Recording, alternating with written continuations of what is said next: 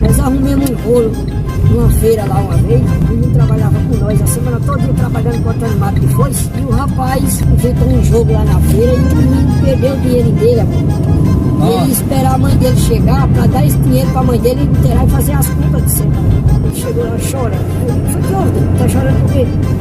Aqueles caras lá do jogo, lá na praça, lá na feira, tomaram meu dinheiro, velho.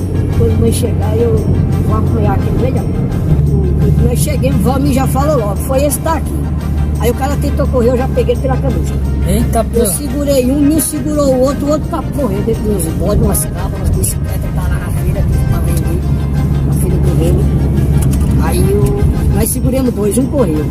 Aí eu digo, devolve o dinheiro do moleque. Aí ele chiou um pouquinho, nós já demos umas contadas.